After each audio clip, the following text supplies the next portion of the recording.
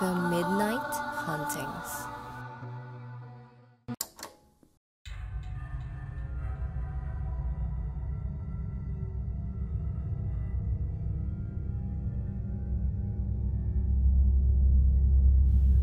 Magandang araw mga ka-midnight, ako si Rex. Ang kwentong ito ay ipinadala ng isa nating tagapakinig. At ito ay tungkol sa isang lalaki nung siya'y nag-aaral pa sa probinsya. Kung saan siya ay may nakahihilakbot na karanasan sa isang nagtitinda sa kantin. Lahat tayo ay may mga kakaibang karanasan nung tayo ay nag-aaral pa. Iilan dito ay magagandang alaala, ngunit may ilan din na hindi natin makalimutan dahil sa sobrang nakahihilakbot at traumatic ang ating naging karanasan. Ako po si Meng at ito ang aking kwento. Nangyari ang aking storya nung ako ay estudyante pa lang at nag-aaral pa sa probinsya noon. Kakasimula ko pa lang ng high school noon at sa unang pagkakataon ay ako'y nakapag-aral sa isang pribadong paaralan. Sa una ay naninibago ako, ngunit nakasabay din naman ako agad. Sa mga unang linggo ay nasasanay pa lang akong makihalubilo sa ibang estudyante.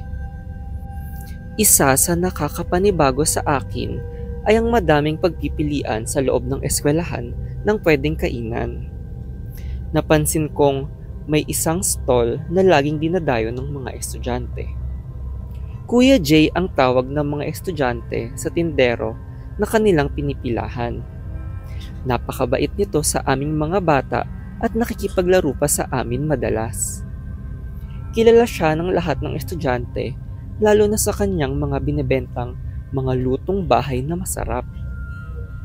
May iba ding mga tindahan sa kantin tulad ng mga silog, pansitan, pati mga tinapay at mga panghimagas. Sa dami ng pagpipilian ay hindi nawawalan ng kompetensya si Kuya Jay. Ngunit may isang tindero na halata ang galit kay Kuya Jay at lagi itong sinisiraan at inaaway. Yun ang tindahan ni Mang Eric, kung saan nagtitinda din siya ng mga ulam. Lagi itong nakasimangot at nakatitig ng masama sa tindahan ni Kuya Jay, kaya onti lang ang mga bumibili sa kanya. Usap-usapan na matagal na siyang nagtitinda dito at naetsapwera nang dumating si Kuya Jay. Isang tanghaling tapat, habang kumakain ng mga estudyante sa kantin, ay nagkaroon ng hindi malilimutang pangyayari. Nagkukwentuhan lang ang mga estudyante nun nang biglang may isang batang babae na tumili ng napakalakas. Pagtingin namin ay napasigaw din kaming lahat. May mga lumulutang na insekto sa pagkain na aming nabili sa kantin. Nakakapagtakang iilan lang sa amin ang nakaranas nito, ngunit lahat kaming nabiktima ay bumili kay Kuya Jay. Kitang-kita ang pagtataka sa kanyang muka nung makita ang mga insekto. Bigla din kaming nagsukahan na tila ba nasira agad ang aming mga tiyan. Kahit hindi nakain ng iba ang mga insekto, ay misteryosong lumabas ang mga ito nung sumuka kami. Agad kaming tinakbo sa klinik at pinatigil muna ang mga klase para pauwiin kami ng maaga. Pinaimbestigahan ng aming paaralan ang mga nangyari, ngunit hindi nila matukoy kung paano biglang naglabasan ng mga insekto. Nagreklamo si Kuya Jay sa paaralan na may nanabotahe sa kanyang mga niluto at sinisiraan ang kanyang negosyo. Naging mainit ang mata kay Mang Eric at sinasabing siya daw ang nagpakana ng pangyayari sa mga estudyante. Mariing itinanggi ito ni Mang Eric at lalong naging masama ang mga tingin niya kay Kuya Jay at mas naging masungit pa sa mga estudyante. Sa huli ay pinaalis na ng paaralan si Mang Eric at naging bali-balita pa ang pagwawala nito nung araw na siya ay pinaalis. Hindi daw siya ang nanabotahe at si Kuya Jay daw ang tunay na may kasalanan. Huwag daw pagkatiwalaan si Kuya Jay dahil hindi daw ito mabuting tao. Hindi daw siya nagtitiwala dito at dayo lang daw si Kuya Jay sa aming bayan. Matagal nang nagtitinda si Mang Eric sa aming eskwelahan at napansin niyang hindi nagluluto si Kuya Jay at nagdadala lamang ng mga kase-kaserolang pagkain na nakatakip.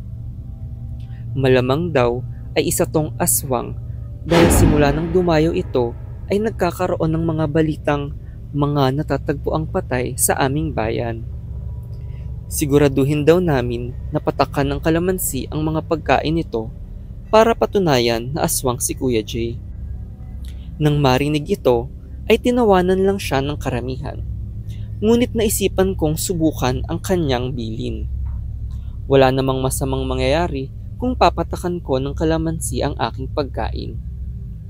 Nang gawin ko iyon, ay nagulat ako sa nangyari. Naging mga insekto at kakaibang lamang loob ang naging sahog ng aking kinakain at tila ba nabubulok na ito. Napasigaw ako nun at sinabing patakan din nila ng kalamansi ang kanilang mga pagkain. Lahat ng bumili kay Kuya Jay ay naging ganun ang pagkain. Nagsukahan ulit ang karamihan dahil mga nakakain na sila at agad na nagpadala sa klinik. Ipinaliwanag ko ang nangyari sa mga guro at prinsipal kaya agad nilang pinakansela ang klase.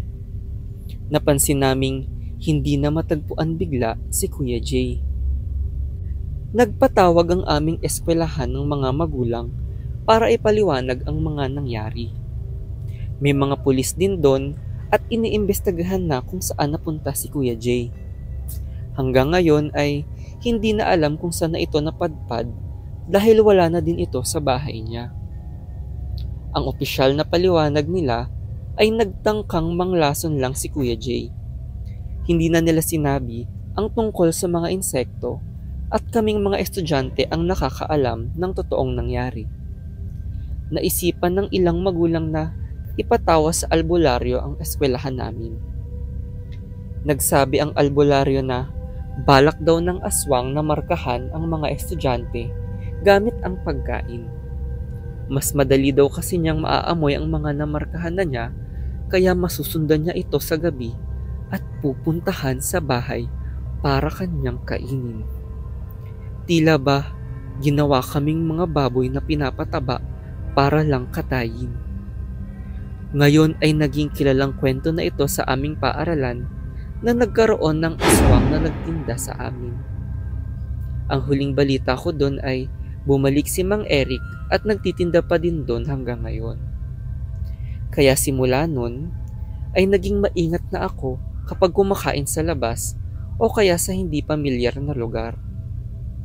Lagi na akong may baong kalamansi para hindi na ako mabiktima pa ng aswang. Tulad ng aking naging karanasan noon sa isang tindero sa kantin.